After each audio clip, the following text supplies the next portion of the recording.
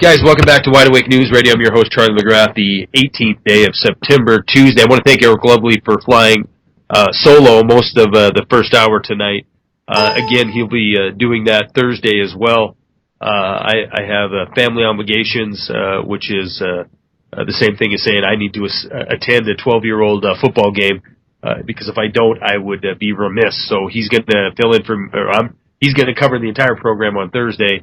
At least probably the first half hour, 45 minutes. So thank you very much, Eric Lovely, for running solo on that. All right, coming up now, this was a topic that was asked for in the chat room a couple weeks ago.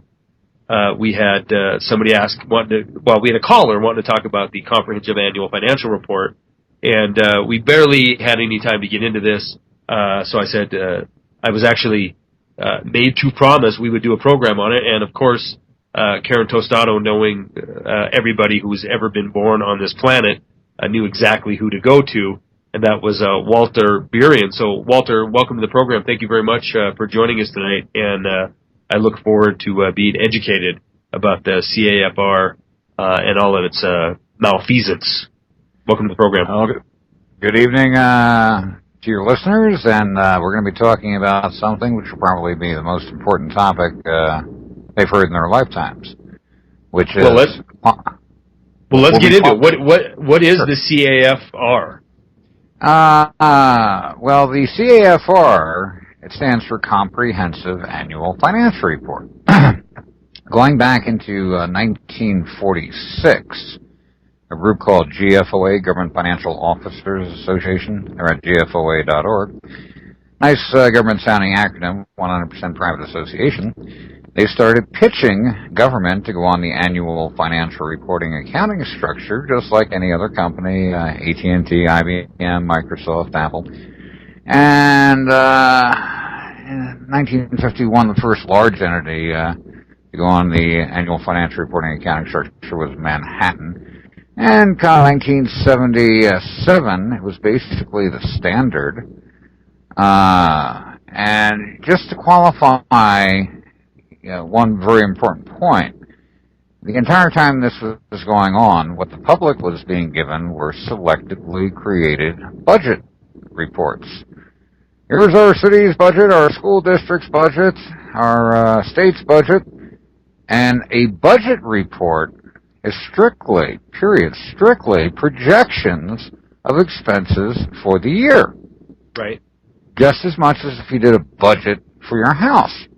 And let's see, how much is the insurance going to be? How much is it going to cost to cut the lawn, water the lawn, food, gas, electric, propane, insurance? You're putting together your budget for the year for your house. And a local government's budget is exactly that, a projection of what they plan on spending for the year. Now, as anyone knows, you, I, any corporation, your budget for the year is really kind of non-consequential compared to your annual financial report. Your annual financial report for an individual is, their statement of net worth. Okay, and if you're writing up a budget report for the year compared to your statement of net worth, there's a big difference. Your statement of net worth is going to show what you built up over a lifetime and from all operations that you own.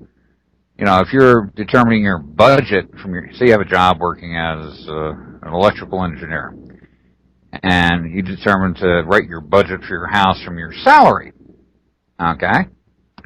So if you make $100,000 a year, you say, well, I'll have a $30,000 a year budget for my house.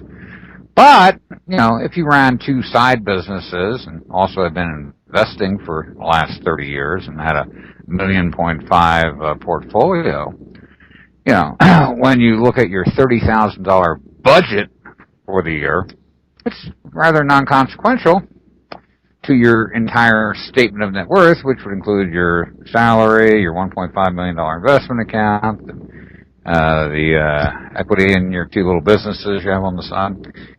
So what's been going on for the last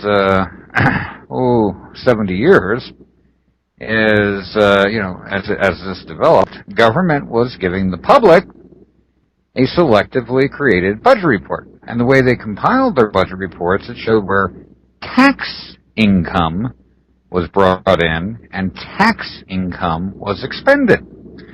So anyone looking at a budget report would think government was surviving on tax income, period. And we've all heard our city, our counties, and our states saying, we have a budget shortfall, we're going to have to raise taxes, or we're going to have a bond issuance to raise money. That's like, Bill Gates, who may have a house budget of $5 million. He has a pretty big house.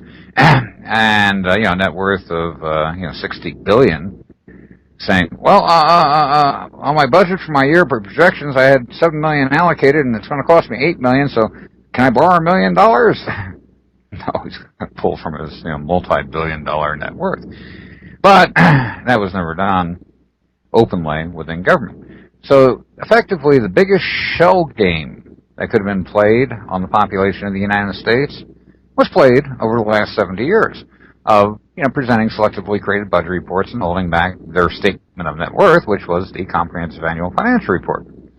Now, to hold back your annual financial report from an entire population, especially for all local governments in the United States, cities, counties, states, school districts, enterprise operations, state universities, to do so, it required the full cooperation of the syndicated media, controlled education, and both political parties, Democratic and Republican. So, for the last 45 years, they've been sent copies of all the different state CAFRs and a few other CAFRs each year. When I found out about this in 1990, I was a commodity trading advisor as one of the first tenants of the World Trade Center 1. And when I learned of this, I said, how come I have not heard of it before? And I said, this is the actual book, okay? When you look at a budget report, it's insignificant in comparison to the Comprehensive Annual Financial Report. And people have referred to it as two sets of books. It's not two sets of books. The budget is in the Comprehensive Annual Financial Report, and everything else is in the Comprehensive Annual Financial Report. The investment accounts, the income from all different sources, it shows the whole 9 yards, a statement of net worth. And so it's not two sets of books. The budget is just an inferior document. And the Comprehensive Annual Financial Report is the book. It's kind of like the Bible. If you took out 5 chapters of the Bible and told somebody it was the Bible, they'd read those five chapters over and over again. They'd think those 5 chapters were the Bible. But that's the Torah. Exactly. But when someone actually presents the Bible or the Torah, the whole, it takes on a different meaning. Then everyone says, "This can't be it. I've already read the 5 chapters. That's the whole Torah and the whole Bible." No, it's not. He read 5 chapters from, the Torah and the Bible. So the reason that was done, just so to make it very clear, we're not talking, the Joe Sixpack crowd betting $5 on Dallas. We're talking about a multi-trillion-dollar organized syndicate which incorporated over the last 30, 40 years, where the silence is golden rule was maintained due to the money and control involved. Now, if the public, had learned, 30, 40 years ago, the government was, segregating their investment assets and their enterprise income separately, only seeing the Comprehensive Annual Financial Report. They were getting a selectively created budget report, which only showed about 1/3 of the gross income. They would have stopped them cold on the tracks, because, you'd poll most people and they'll say, well, government shouldn't be investing in the market, and government doesn't invest in the market. Yeah, because they've been looking at budget reports. If they were looking at the annual financial reports, keep in mind every city, county, state, school district puts one out. And there's about 184,000 local governments. That's 184,000 reports. So the collective total is government took it all over by investment over the last 60 years. Sounds like we're going into a break. Yeah, and I want to break this down a little more after the break. The difference between, not the difference between a budget and the Comprehensive Annual Financial Report. I want to get a little bit into, how much money are we talking about is being hidden from people. We're going to be back in 3 minutes, 45 seconds. Hang tight. News Radio, I'm Charlie McGrath. It is the 18th day of September. We have Walter Burien. We're talking about the Comprehensive Financial Annual Report.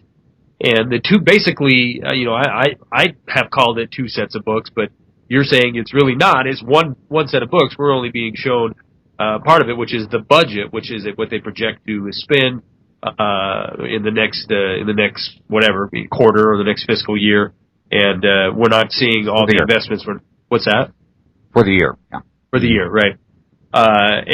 So we kind of broke down. The fact is, there's comprehensive. You can look at your local government, you can look at your state government, and you can.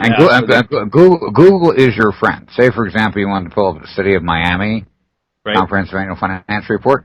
On the search line, using quotes, use quotes. Put the City of Miami in quotes, and then Annual Financial Report in quotes. Or Chicago, the City of Chicago in quotes, then Annual Financial Report in quotes. Or School District 27, or Lincoln School District 3, whatever it's called, in quotes, then Annual Financial Report in quotes. You can do the same thing for your state universities, the state itself, the state of Michigan. I got it right here. I got Comprehensive Annual Financial Report, Miami. Yeah, and approximately I'd say there's probably about 25 to 30,000 that are actually online for downloading, all of the large ones.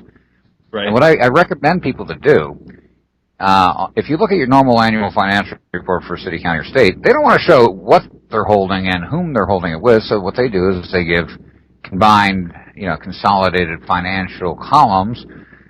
X amount invested, X amount in an insurance trust, X amount, whatever. But it doesn't show who's holding it and, what it's traded in. So I strongly recommend that people pull up government pension fund comprehensive annual financial report. Like if you put in the state of New York retirement, in quotes, then annual financial report, up pops the state of New York's, PERS, or PERS, for the employee's pension fund. But okay, right now I have the comprehensive annual financial report for Miami. I downloaded the PDF. I'm sitting here looking at it, and give me an example of what to look at here that shows. Well, what I recommend, you can glance at look for the combined financial columns, which will show, what they're holding. And when I first started National Disclosure, which was June of '98, on the comprehensive annual financial reports, which were 100% under wraps, only shared between the syndicated media, controlled education, the political structure in both political parties and education, but one small group was excluded, the entire population in the United States. When I started National Disclosure back in June of '98, I did about 130 radio programs in 2 months. I went to war. And they said, oops. Now, the group that was assigned to do the accounting principles for the CAFR, that transitioned into a group called GASB, Government Accounting Standards Board. They're at gasb.org. Now, also another nice little government-sounding acronym, 100% Private Association. When I started National Disclosure and people started asking for this, and the silence is golden rule was broken, they started with transmittal letter 31. They're up to about transmittal letter 90 now. And they changed the showing in the CAFR from gross income, gross standing balances, gross receipts, gross investments, to net. If you look at any page now, it'll say net, net, net, net. Didn't say that up until 99. They started transitioning 99, 2000, 2001. There's a big difference between gross and net, as anyone who runs a business knows. And I'll give you, so you want to look at the notes. After you look at the combined financial columns, look at the notes to the financial section, which you'll see at the bottom of the page. It'll say the notes to the financial section are an integral part of this document. Oh, this is beautiful. I got Bank of America CRA notes, and then it goes on to this big, so I'm assuming we got BOA handling the fundage. Well, that's just probably one aspect. But I'm saying, as you read through the notes, you'll spot one specialty account after another, one specialty funding account, advanced forward liability account. And I'm going to give you an example of the difference between net and gross. Say, for example, you and I, Charlie, were business partners for the last 20 years, okay? Yes, sir. And we have $1 billion between the two of us. We're doing good. We're doing good. We got $1 billion between the two of us. But we decide we're going to retire in 5 years, okay? So we want to buy an island in the Bahamas, okay? So we put aside $700 million to buy an island in the Bahamas. Now that's an advance forward liability account. So we have the $700 million sitting there. That leaves us $300 million left over. Are you with me? I'm with you. So we have $300 million now net available.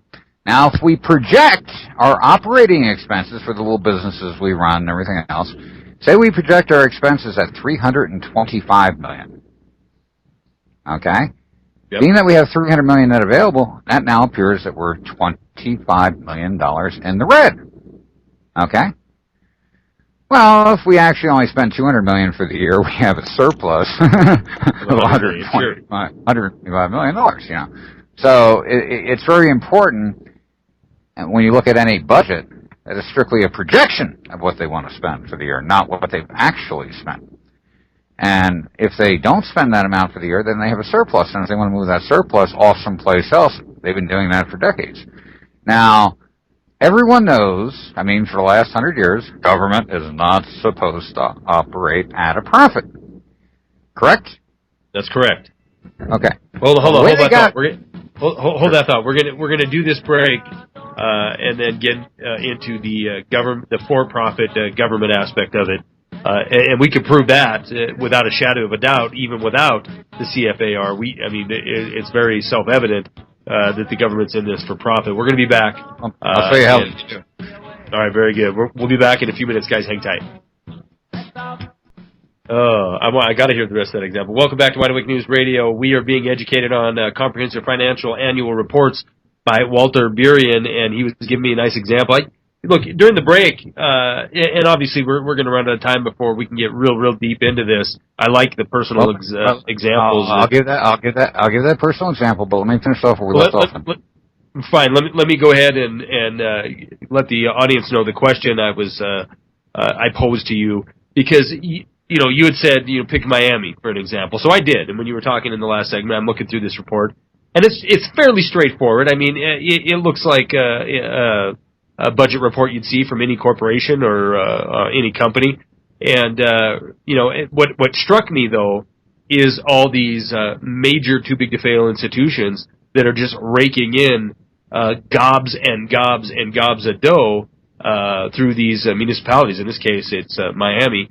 And then you were giving me an excellent example of how they're doing this. But go ahead and finish your thought, and then let's get into that a little bit. All right.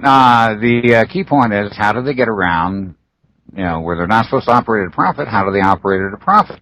Well, say for example, a city makes, we'll use this. It could be a city, county, state, school district, whatever. But we use a city. Say for example, a city makes $100 million profit for the year. Okay. Well, what they do is they create an advance forward liability fund. Build a new building, buy some new land, do whatever. They now move the $100 million into the advance forward liability account, and a stroke of a pen, they change a profit into an advance liability. Okay, so they can rack in as much money as they want and just keep creating one account after another account for some designated project 5 years, 10 years, 15 years down the road. Or overfund their self-insurance accounts, overfund their pension funds. I've seen so many states with overfunded pension funds. At the same time, they're saying they're 40% short based on their actuarial games they're playing. It's all about money. If some street punk will try to cut your throat in the middle of the night to grab a $500 gold necklace off your throat, think about what a bunch of ruthless attorneys are going to do behind closed doors. Well, this is pressing the peace. No doubt about it. And this is very, very critical, especially the situation we're in now, where there's so many pension funds that are claiming poor mouth, or they're claiming they don't have enough. I personally know a couple different people who are receiving settlement letters on their pension fund because they claim they're so far underfunded, and it's basically, we're going to buy you out for less than what you would be normally expected to gain from this pension, because we're just not going to have the income there to do it. So you're saying how many people do you think ever pulled up the annual financial report of any pension fund? Probably none. I have two examples up on my website on the articles page. I have an example of one large government fund, which I just picked out, CalSTRS, the California Teachers Retirement Fund, excellent fund. When you click on that link, it, I have a little page with an explanation. There's a pie chart, and the pie chart's interactive. If you click on equities, it goes to their site, and it'll say domestic or international. Click on international, list 69 countries. Which country? Russia, China, India, South America, Argentina, Israel, whatever. You click on it, shows the investments there. Same thing for real estate. Same thing for bond issues. You can click on those sections, see domestic or international. But, they haven't missed a heartbeat since their founding. Same thing with the New York State Retirement Fund. New York State Retirement Fund returned contributions to the employees because they were overcharging them. And they probably did so because I was spotlighting them. So it's all a shell game on presentation. Right. And when you look at the entire structure, whether it's inherently corrupted due to the money involved, we're talking big money, bigger than most people can comprehend, more than I just ever dreamed about. Public never stood a huge chance in hell. They're going to get the song and dance routine every single day, 24/7, as these guys are laughing all the way down to the bank. But the personal example I was giving you on break. You mentioned, you saw the debt, different bond issues and so forth. And I said, oh yeah. And it's not chump change. It's a lot of money and all the players are in there. The city of Miami's talking about Bank of America, J.P. Morgan. They're talking about all these. Right. Yeah. And I gave you the example of, I said, well, what they do is they promote debt at the front door, and then they had gobs of income coming in over the last several decades, and they needed a parking zone for it, so they would use their own investment assets held globally, to fund their own debt, to be self-funded. So the public is just saying, oh my God, my city's $150 million in debt. Yeah, but who's the investor funding that $150 million? If you did a little backtracking, you probably find out that they had, $150 million with Chase, and Chase funded their $150 million bond issuance using their own investment capital. And you asked me for a personal example. You said, well, make that clear so I can understand it. I said, okay, you're from Montana. Say, for example, you called me up this morning and you said, Walter, I have $5 million in cash sitting on the table in front of me. I'm going to send you $5 million in cash. I want you to start a mortgage company. I'm going to buy a $5 million property in Montana, let's say a shopping mall. And I want you to underwrite my mortgage and charge me 10 points, and I'll give you 2 points for doing it for me. I say, okay, you send me $5 million, I start a mortgage company. You get this shopping mall for $5 million, and I underwrite the $5 million loan. And now you go around to all your business associates and friends and families saying, oh my God, I never should have bought that shopping mall. That $5 million mortgage is killing me. Oh, I don't know if I'll survive. Well, when you forget to mention it's your $5 million funneled through me, through the back door, slight tad bit of misrepresentation there. I saw that first in Missouri. Missouri was 100% self-funded on all of their debt. In fact, all of their prior debt, which was funded by the private sector, they came in and refinanced a quarter point lower. Almost all local governments are doing that. If you did an actual audit of all local government debt, you'd probably find out 65, maybe even 70% is self-funded through the back door. Now, everyone. But it doesn't pay. That doesn't pay the bankers to be self-funded. What it does is it creates a parking zone for their investment. The local government's investment capital, it's a parking zone. They get to lock the public into repaying the debt, which guarantees them interest return on their own debt. Now, there's a bunch of questions I have for you, but I want to, because North Dakota, right? They're the only state that has the state charter or state bank.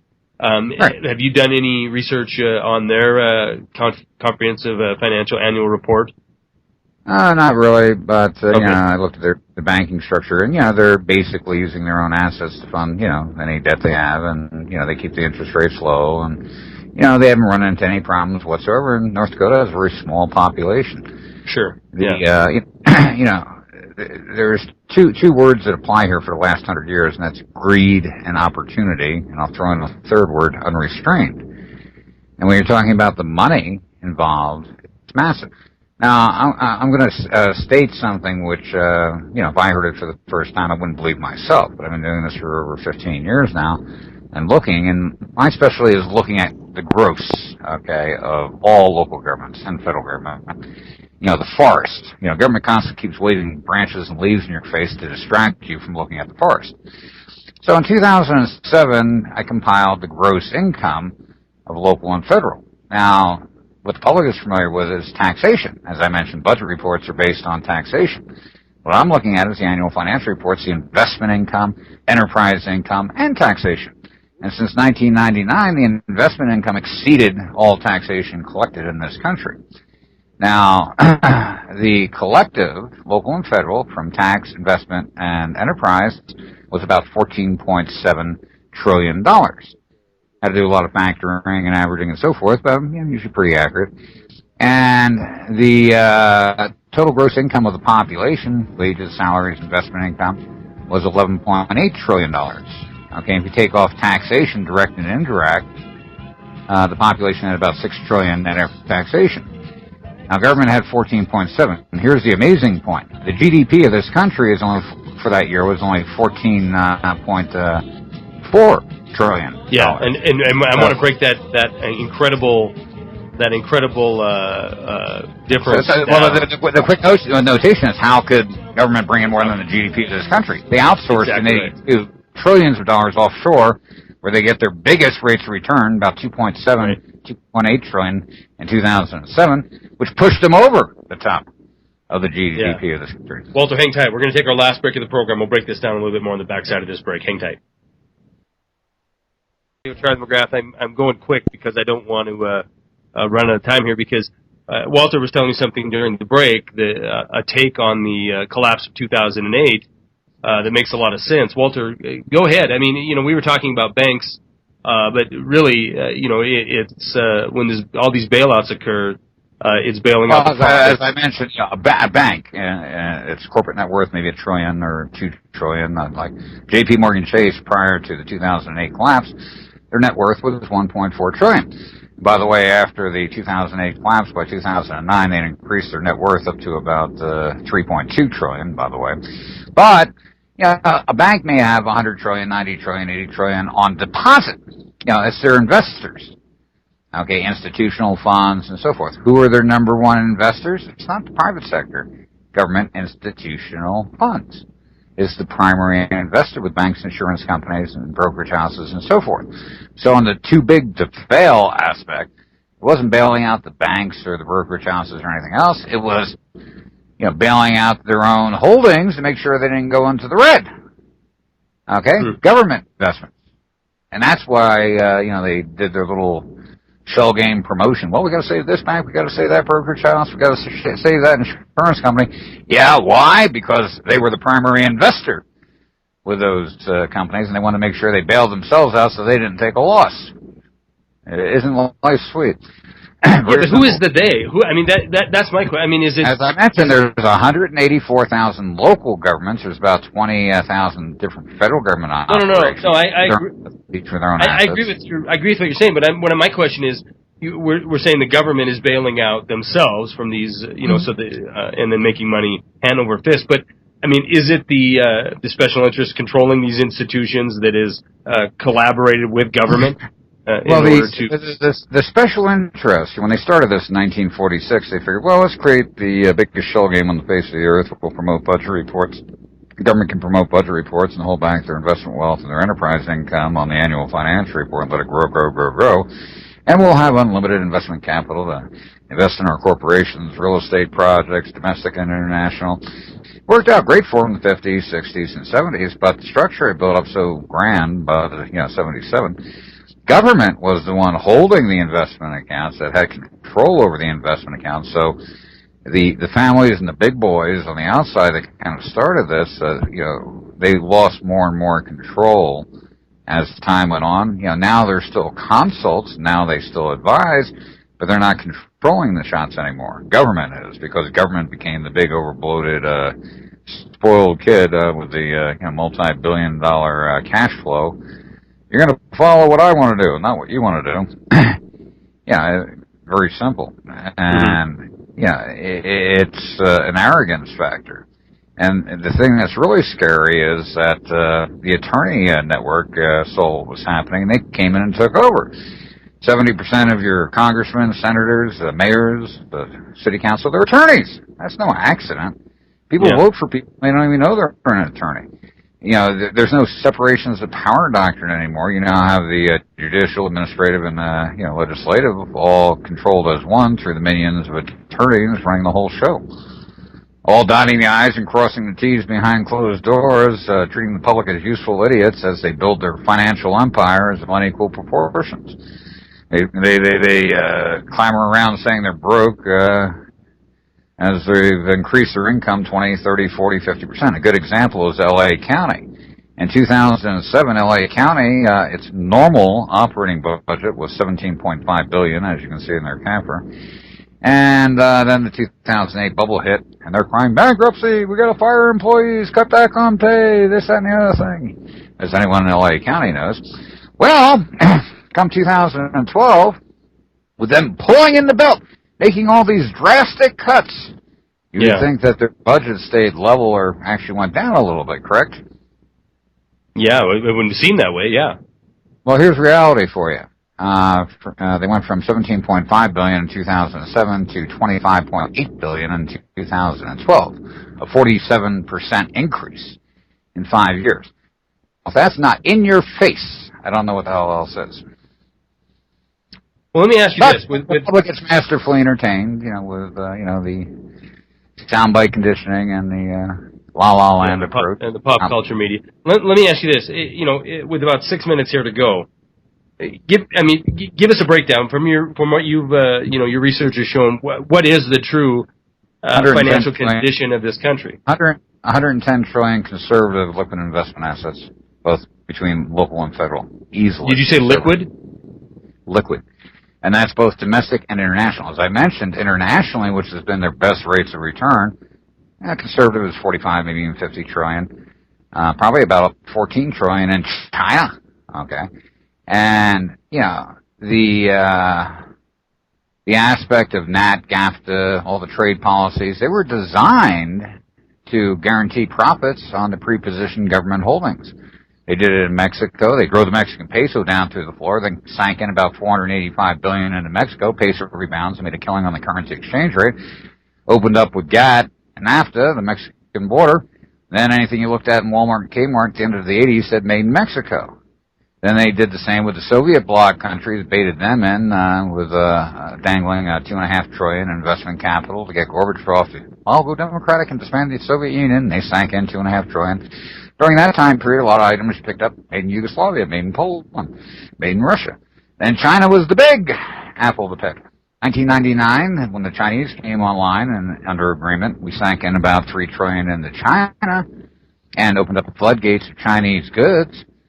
Okay, well, that displaced a lot of American jobs and so forth, but collective government's investment capital in China went from about $3 trillion to a market capitalization of about $14 trillion plus.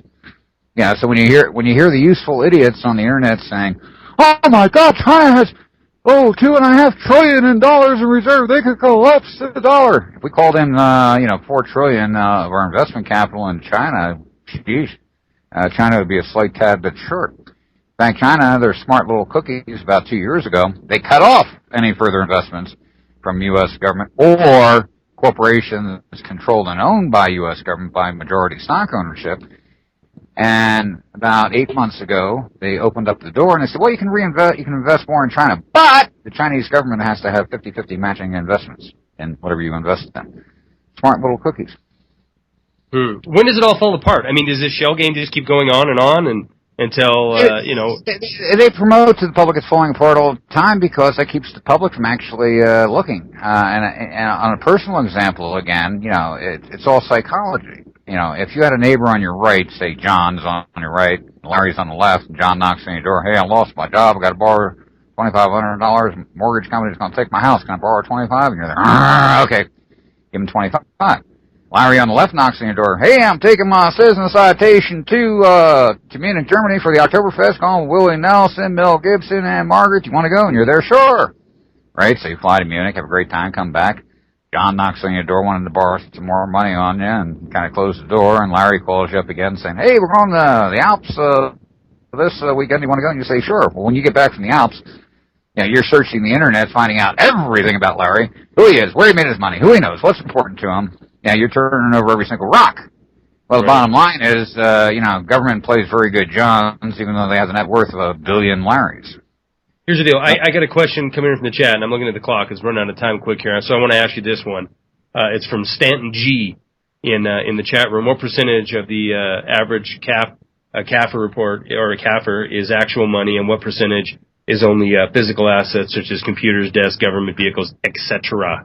Good question, which was one of the first ones I asked myself when I looked. Normally, the hard assets usually ranges 14, 17, 18%. I really haven't seen any with over 20%. But typically speaking, 14, 16%. The remaining portion of assets are liquid investment assets, self-insurance funds, specialty investment accounts, advanced forward liability accounts, funding accounts, participation in local government investment pools. Government, expecting everybody to be useful idiots, if they mention this, well, that's our buildings. You want us to sell our buildings to be out in the street? Yeah, right. Take a look, People are backed off from looking. They say, they were not intended to look. It was a total void and vacuum maintained for the last 60 years with the full cooperation, syndicated media, controlled education, both political parties. Try to get your local news anchor just simply to mention, oh, by the way, government puts out a comprehensive annual financial report. Why don't you look at it and get back to me and see what you find? You will not be able to get the private media. They've been blasting this left and right, but they're drowned out by the syndicated media and the political parties and controlled education with a total vacuum and void. So here's another question. Wait, because we only have about a minute left, and I was trying to get the chat involved in some of these with some questions that they had. And it's this guy is good, so congratulations. This guy is good, but he's talking about fake fiat money and how the fake fiat money system works, which is okay if it's working. What happens when, I'm paraphrasing here, when the plug is pulled on it? Any country's wealth is based on its intrinsic value. When you have the government in whole, local and federal, owning most of the assets, most of the value, that puts them in a phenomenal controlling position. It's the expression, he who owns the cookie jar determines how many cookies are eaten, for what price, and how many are used, and how many are discarded. Mm-hmm. So you're not going to see the dollar ever collapse, because the government they're hedged, both domestic and international. They can roll the dollar up, roll the dollar down. It doesn't matter. They make money in either direction. So, even though any currency is a fiat currency primarily, it's a trade bartering tool. I love it when people call me saying, "Oh, the dollar is just a fiat currency. It's a worthless paper with print on it." I said, "Fine, send them all to me. I'll give you 10 cents on dollar and gold, and I want to buy an island." No one takes me up on that one for some reason. I don't know why. But the bottom line is it's all control and it's all wealth transfer, and they've been transferring the wealth. We're the wealthiest country in the world with no equal. Except the majority of that wealth has been transferring into government coffers. Very, very interesting stuff. We got to get you back on because obviously that's not enough time to cover the whole entire topic. Walter Burien was our guest for this hour talking about the CAFR report. Walter, what's your website we should check out? CAFR1.com. CAFR1.com. Yeah, CAFR1.com.